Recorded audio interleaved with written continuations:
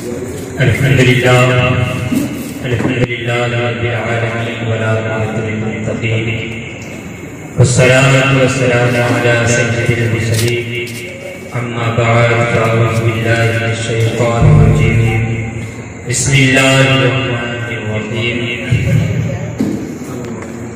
ولا تقولوا لمن يقتل في سبيل الله أموات بل أحياء ولكن لا تشعرون صدق الله مولانا العظيم وصدق رسوله النبي الكريم ونحن على ذلك لمن الشاهدين والشاكرين والحمد لله رب العالمين.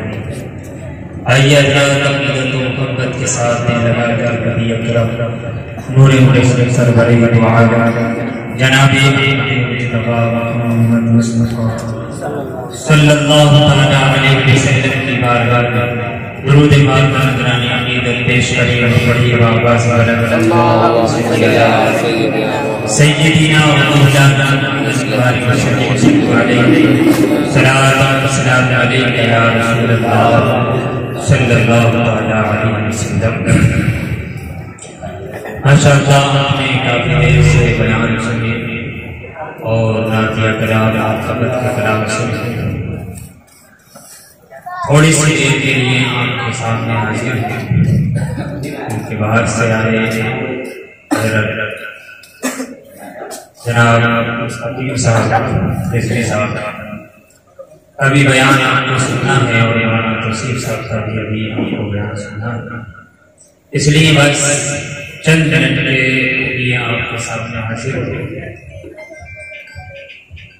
امام علی مقام امام حسین رضی اللہ تعالی عنہ کے ذکر کی محفل یہ سجائی گئی اور ذکر شہادت حسین یہ کوئی ہمارا ہی طریقہ نہیں ہے کرنے کا بلکہ اسے ہمارے بزرگوں نے بھی کیا ہے, صحابہ نے بھی کیا ہے اور ذکر شہادت حسین خود نبی کریم صلی اللہ علیہ وسلم نے کیا ہے.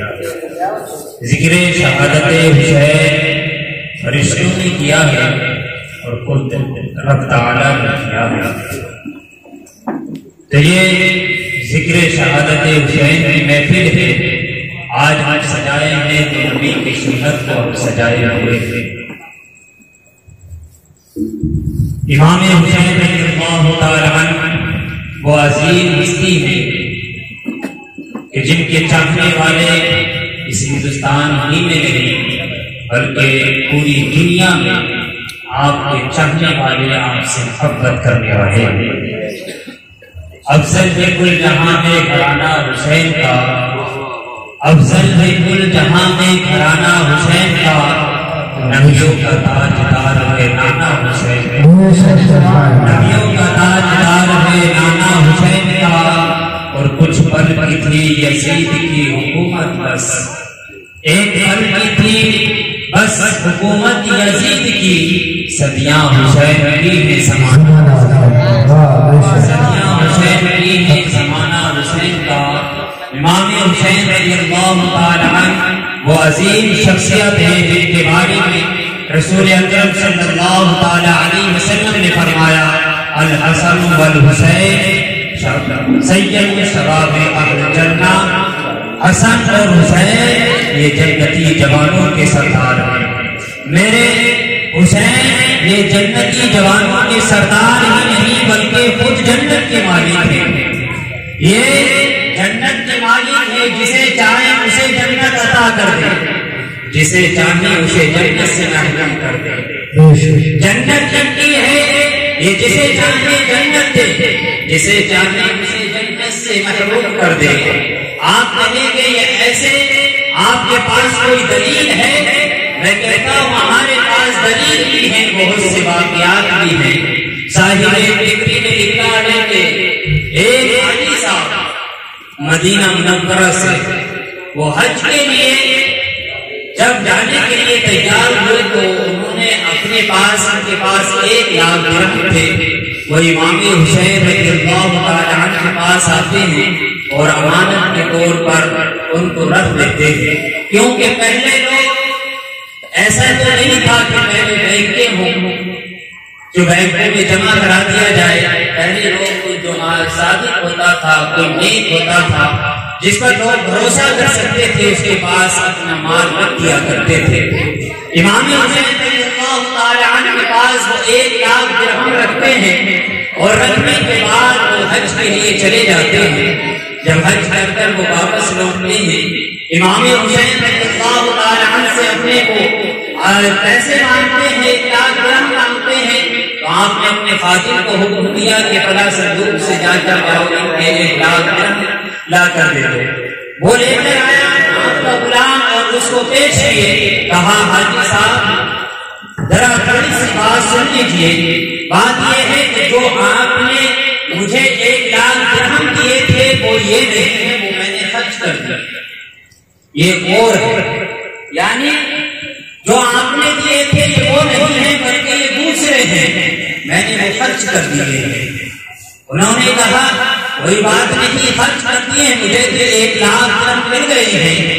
لیکن انہوں نے پوچھا کہ آپ وہ کہاں خرچ کر دیے؟ امام حسین رضی اللہ تعالیٰ نے فرمایا میں نے وہ غریبوں میں اللہ کی راہ میں خرچ کر دیے. اور اگر تم چاہو تو تمہارے لیے 1,00,000 درہم یہ واپس لے لو، یا چاہو تو میں تمہارے اس 1,00,000 درہم کے عوض میں تمہیں جنت عطا کر دوں، میں تمہیں جنت عطا کر دوں. وہ بھی ایک صحیح سنی صحیح عقیدت، کوئی ایسے ویسے بھی نہیں تھے. ان کا عقیدہ تھا کہ امام حسین جو کہہ رہے ہیں یہ وہ دے سکتے تھے. یہ مالک ہے جنت کے، یہ کہہ رہے ہیں جنت عطا کر دو تو جنت مل جائے گی. انہوں نے کہا کہ میرے 1,00,000 درہم بھی آپ لے لیجیے، مجھے جنت کا پروانہ لکھ دیجیے. آپ لکھ دیجیے، تحقیق کر دیجیے، تاکہ میں لوگوں سے کہہ سکوں کہ مجھے امام حسین نے جنت دے دی ہے. آپ نے قلم منگایا اور کاغذ منگایا، اس پر آپ نے لکھ دیا کہ فلاں شخص فلاں کا بیٹا میں نے اس کو اتنے روپے یعنی 1,00,000 درہم کے عوض میں نے اسے جنت عطا فرما دی. یہ لکھ کر آپ نے اسے دے دیا، حاجی صاحب کو دے دیا. حاجی صاحب گھر آ گئے، بڑے خوش ہوئے، اس چیز کو بڑے خوش ہوئے. اپنے بیٹوں سے وصیت کی کہ جب میرا انتقال ہو جائے تو اس پرچے کو میری قبر میں ڈال دینا، اس کا پرچے کو میری قبر میں ڈال دینا. اتفاق سے آپ کا اس حاجی صاحب کا 3 دن کے بعد بھی انتقال ہو جاتا ہے. 3 دن کے بعد انتقال ہوا. جب اس کے بیٹوں نے اسے دفن کیا اور دفن کرنے کے بعد اس کاغذ کو یعنی اس کے قبر میں ڈال دیا.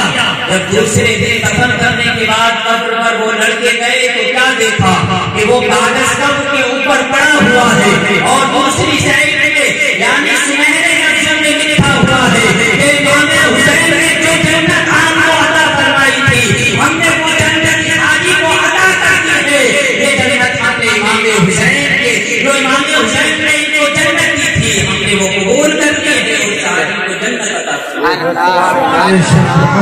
امام حسین رضی اللہ تعالی عنہ ایسے سخی ہے، ایسے سخی ہے کہ سخاوت کر رہے ہیں تو لاکھوں درہم آپ اللہ کی راہ میں خرچ کر دیا کرتے ہیں.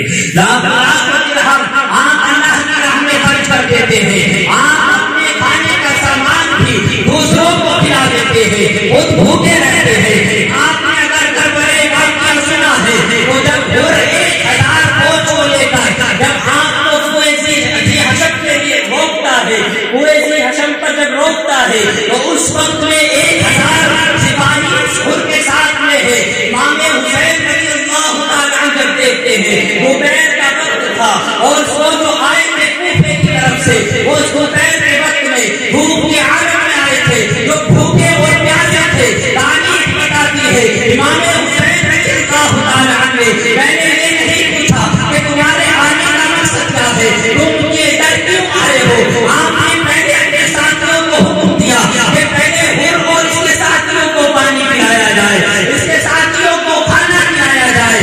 تاریخ بتاتی ہے امام حسین کے پاس میں اتنا پانی موجود تھا کہ کربلا کا واقعہ پورا بھی ہو جاتا، کربلا واقع بھی ہو جاتا، تب بھی امام حسین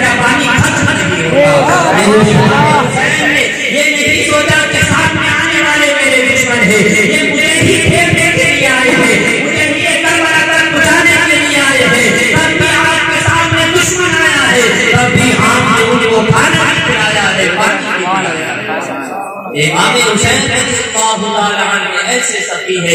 میں ایک بات کیا آپ کی صحابت کا آپ کے سامنے پیش کر کر اپنی تقریر کو ختم کروں. حضرات محترم، ایک بہت بڑا سخی گزرا ہے حضور صلی اللہ علیہ وسلم کے سب سے پہلے، یعنی آپ کے آنے سے پہلے، جس کا نام حاتم طائی ہے. یہ حضور صلی اللہ علیہ وسلم کے زمانے سے پہلے گزرا ہے. اسی حاتم کا ایک بیٹا عدی بن حاتم، یہ صحابی رسول ہوئے ہیں. یہ حضور صلی اللہ علیہ وسلم پر ایمان لے کر آئے ہیں. جب صحابہ اکرام نے اسے قبیلے پر یعنی حملہ کیا تھا اور انہیں قیدی بنا کر لے کر آیا، حاتم طائی کی لڑکی اور حاتم طائی کا لڑکا یعنی عدی بن حاتم، ان دونوں کو بھی گرفتار کر کے لایا گیا. حضور صلی اللہ علیہ وسلم کی بارگاہ میں لے کر آیا گیا. جب آپ نے ان کے بارے میں پوچھا کہ تم کس قبیلے کے ہو، لوگوں نے بتایا ہم حاتم طائی کے قبیلے کے ہیں. حاتم طائی کے قبیلے کے ہیں. تو آپ نے پوچھا کیا کوئی اس کے گھر سے بھی ہے؟ تو عدی بن حاتم نے کہا ہاں میں اس کا بیٹا یعنی حاتم کا بیٹا ہوں اور ایک بہن ہے. حضور صلی اللہ علیہ وسلم نے فرمایا کہ میں نے سنا ہے کہ تیرا باپ بڑا سخی تھا، بہت صحابت کیا کرتا تھا. اس کی صحابت کی وجہ سے میں مجھے بھی تیرے قبیلے والوں کو آزاد کرتا ہوں، میں سب کو آزاد کرتا ہوں. ہو کر عدی بن حاتم حضور صلی اللہ علیہ وسلم پر ایمان لے کر آتے ہیں اور ایمان لاتے ہیں. حضور صلی اللہ علیہ وسلم نے فرمایا اے عدی، اگر تمہارے والد بہت بڑے سخی تھے، اگر وہ ہماری صحابت کو دیتے تو وہ بھی ناز کرتے، وہ بھی ناز کرتے. حضرات محترم، حاتم طائی اتنا بڑا سخی تھا کہ اس کے در پر اگر کوئی بھی آتا تو اس کی بہت ہی مہمان نوازی کرتا. ہر چیز، ہر طرح کا کھانا، ہر طرح کے پکوان اس کے لیے تیار کرتا اور اس کی مہمان نوازی بڑے اچھے انداز میں کیا کرتا تھا. اور ساتھ ہی جب وہ مہمان نوازی سے فارغ ہو جاتا اور وہ مسافر جانے لگتا تو ساتھ میں اسے کچھ تحفہ بھی پیش کیا کرتا تھا، اسے ساتھ میں کچھ نہ کچھ انعام بھی دیتا تھا، تحفہ بھی دیا کرتا تھا. ایک شخص نے جب یہ چرچا سنا کہ حاتم طائی جو ہے یہ بڑا سخی آدمی ہے، کیوں نہ اس کا امتحان لیا جائے. امتحان لینے کی غرض سے وہ اپنے مکان سے نکلتا ہے، اپنی بستی سے نکلتا ہے. حاتم طائی کے پاس میں ایک گھوڑا تھا جسے اس نے بچپن سے پالا تھا اور اپنے بیٹے کی اپنی اولاد کی طرح سے پالتا تھا، بے محبت کرتا تھا. سفید رنگ کا وہ گھوڑا تھا، اسے بڑی محبت سے پالا کرتا تھا. جب یہ سب سے پہنچتا ہے حاتم طائی کے مکان پر، اس نے کہا کہ میں مسافر ہوں اور میں یہاں رکنا چاہتا ہوں، رات کا وقت ہے، رات گزارنا چاہتا ہوں. حاتم طائی نے کہا ٹھیک ہے، یہاں ٹھہریے. اس نے اپنے غلاموں کو حکم دیا اس کے لیے کھانے کا انتظام کیا جائے، اچھے اچھے پکوان بنائے جائیں، بہترین کھانے کا انتظام ہوا. اس کے لیے بہترین کھانا تیار کیا گیا، کھانا کھلایا گیا. اس نے کھانا کھایا، کھانا کھانے کے بعد میں وہ سو گیا. صبح اٹھا تو اپنے گھر چلنے کی وہ تیاری کرتا ہے، اپنے گھوڑے پہ سوار ہوتا ہے. جب چلنے لگا تو حاتم طائی نے ایک تھیلی اسے دیناروں کی یعنی درہم کی اسے عطا کی. اس نے کہا نہیں، میں یہ نہیں لیتا، مجھے اس کی کوئی حاجت نہیں ہے. اس نے کہا، حاتم طائی نے کہا کہ میری ایک عادت ہے، میں جو بھی میرے یہاں مہمان آتا ہے اور جب وہ یہاں سے جاتا ہے تو میری یہ عادت ہے میں اسے کچھ نہ کچھ تحفہ دیتا ہوں، تو بھی اسے قبول کر لے. اس نے کہا نہیں، مجھے اس کی کوئی حاجت نہیں ہے. اس نے کہا لے لو، میری یہ ضرورت ہے، یعنی میں چاہتا ہوں، میری عادت ہے اور میں یہ دیتا ہوں، میں ایک کو دیتا ہوں، تم بھی لے لو. اس نے کہا اگر میں نہیں چاہتے ہو تو جو میں چاہتا ہوں اسے دے دو، یعنی جو میں چاہتا ہوں اسے دے دو. حاتم طائی نے کہا بتاؤ کیا چیز ہے، وہ کیا لینا چاہتے ہو؟ اس شخص نے کہا میں جو چیز مانگ رہا ہوں حاتم طائی تم اسے نہیں دے سکو گے، اسے تم نہیں دے پاؤ گے. آپ نے فرمایا، اس نے کہا کہ بتاؤ تو صحیح آخر وہ کون سی چیز ہے. اس شخص نے اس کے ساتھ نے کہا کہ تم دے نہیں، اگر چاہتے ہو وہ اپنا جو سب سے سب سے زیادہ محبت کرتے ہو، جس گھوڑے سے سب سے زیادہ پیار کرتے ہو، وہ سفید رنگ کا گھوڑا مجھے دے دو، وہ مجھے دے دو. حاتم طائی نے کتنا سنا، وہ فوراً ہی اپنا سر پکڑ کر زمین پر بیٹھ گیا. وہ مسافر کہنے لگا کہ میں نے کہا تھا نا کہ تم وہ نہیں لے سکتے جو میں مانگ رہا ہوں، جو میں چاہتا ہوں وہ نہیں لے سکتے۔ ہاتھی تائی نے کہا ہمیں یہ بات نہیں ہے، ہمیں یہ وجہ نہیں ہے کہ تم نے جو مانگا ہے وہ میں نہیں لے سکتا، وجہ یہ ہے کہ جب قرآن کو آیا تھا اور میں نے میرے کھانے کے لیے جب کھانا تیار کرنے کے لیے غلام کو حکم دیا تو کوئی کھانے کے لیے سامان نہیں تھا، یعنی میرے لیے گوشت میں کوئی چیز میں کھانے کے لیے نہیں تھی، وہی گھوڑا جو مجھے سب سے پیارا تھا اسی کو میں نے حکم دیا کہ اسے ذبح کر دیا جائے اور اس کا گوشت تیار کر کر اس کی مہمان نوازی کی جائے۔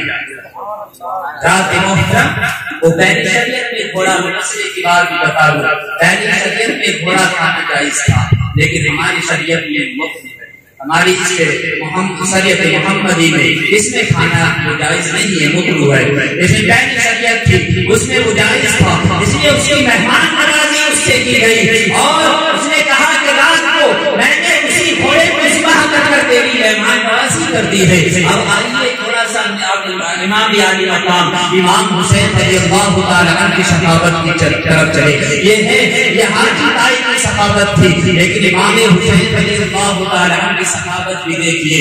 اسی مدینے کے اندر نوجوانی کا عالم امام حسین کی مدینے کے اندر ہی ایک یہودی رہتا تھا، اس نے امام حسین کی صحابت کے چرچے سنے تھے، بڑی صحابت کے اس نے چرچے سنے تھے۔ اس نے ایک امتحان لینا چاہا، امام حسین کا یہ امتحان لینا چاہا، آپ کی آزمائش کرنا چاہیے۔ حضرات محترم، وہ یہ حکیم بھی تھا، وہ یہودی ایک بہت بڑا حکیم تھا۔ ایک غریب مسلمان بچہ اس کے پاس آتا ہے اور اس کی ماں بیمار ہو گئی تھی، اس کے پاس آیا اور آنے کے بعد اس سے کہا میری ماں بیمار ہے، اس کا علاج کر دیجیے۔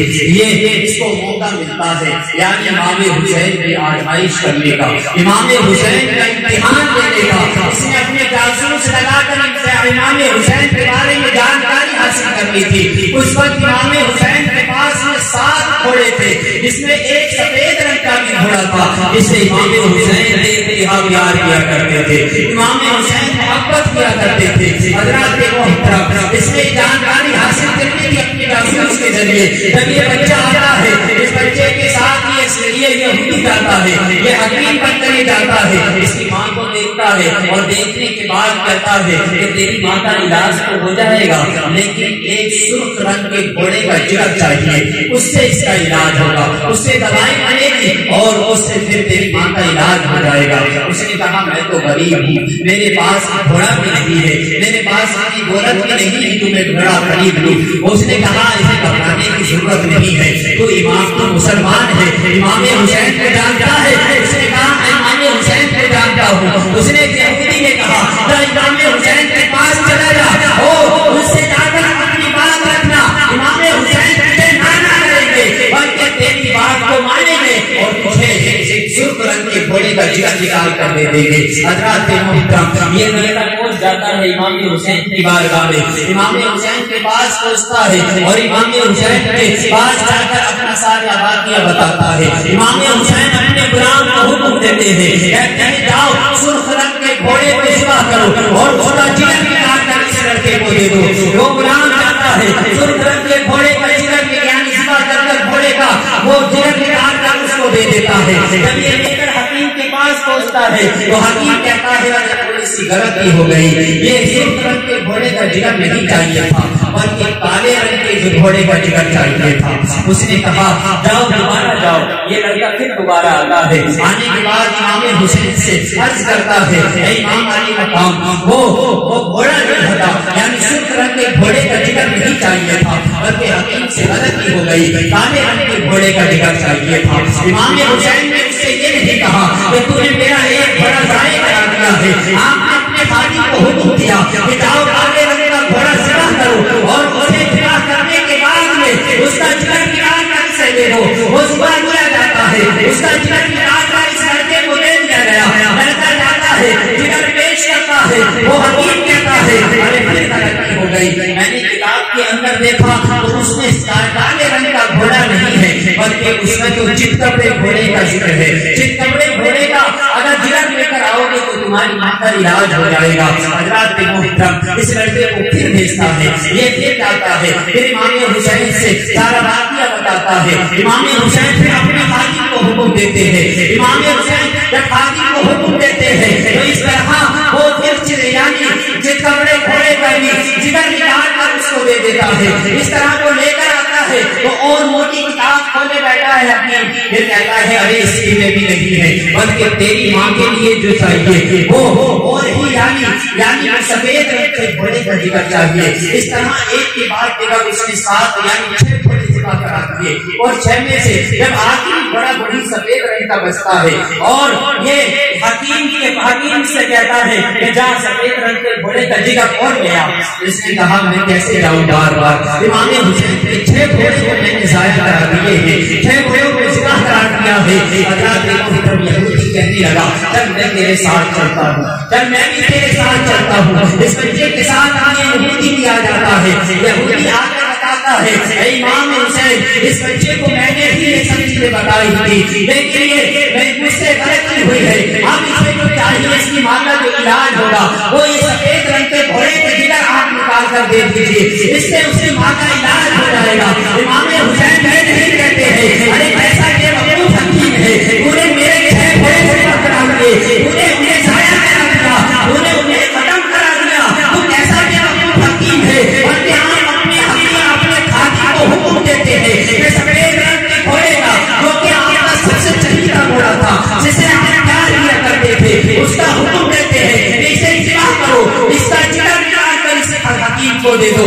حضرات محترم اس کا جگر نکالا جاتا ہے، اس حکیم کو دیا جاتا ہے، حکیم کہتا ہے کہ امام علی مقام اس سے بھی اس کا علاج نہیں ہوگا بلکہ یہ تو علاج کا معاملہ تو کچھ اور ہی ہے، اس کی ماں تو معمولی بیمار ہے وہ تو ویسے ہی ٹھیک ہو جائے گی، میں تو صرف آپ کا امتحان لینا چاہتا تھا، میں تو صرف آپ کا امتحان لینا چاہتا تھا، یہ دیکھنا چاہتا تھا کہ آپ اتنی بڑی سخاوت کرنے والے ہیں، آپ کیسے سکی ہے، آپ میں نے امتحان میں کامیابی دیکھ لی ہے، آپ اپنا دستے مبارک آگے بڑھائیے، اے نانے حسین مجھے کلمہ پڑھائیے، اپنے نانا کے دین میں شامل کریے۔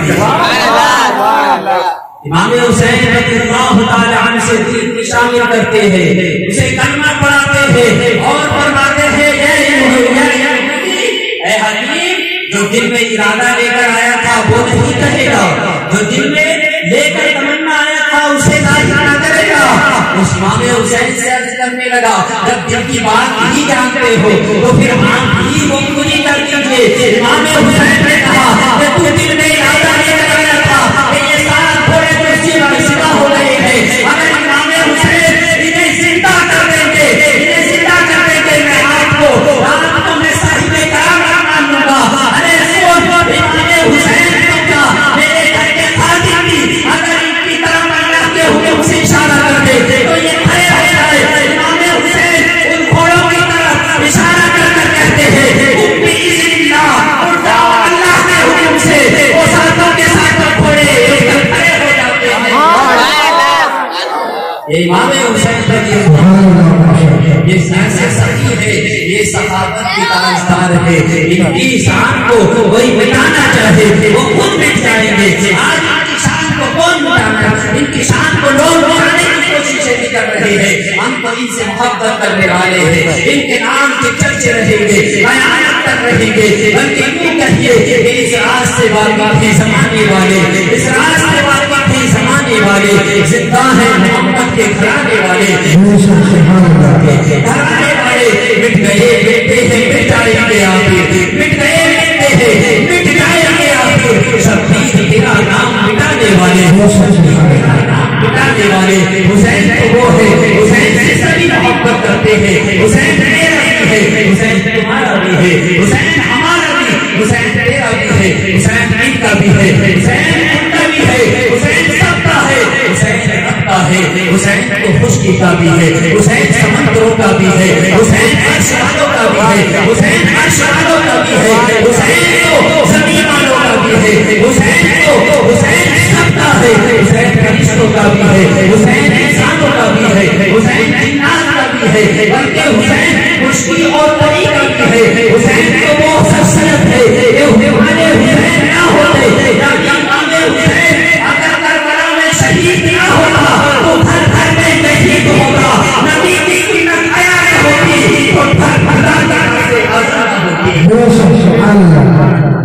تو خدا کے گھر سے اذان نہ ہوتی میرے حسین وہ ہے کہ جن سے دنیا محبت کرتی ہے بلکہ آخری شعر کہہ کر میں اپنے تقریر کو ختم کرتا ہوں کہ دانا دانا حسین کا ہے، دانا دانا حسین کا ہے، کل زمانہ حسین کا ہے، دانا دانا حسین کا ہے، کل زمانہ حسین کا ہے، اور جن کے صدقے میں کائنات بنی، جن کے صدقے میں کائنات بنی وہ نانا میرے حسین کا ہے۔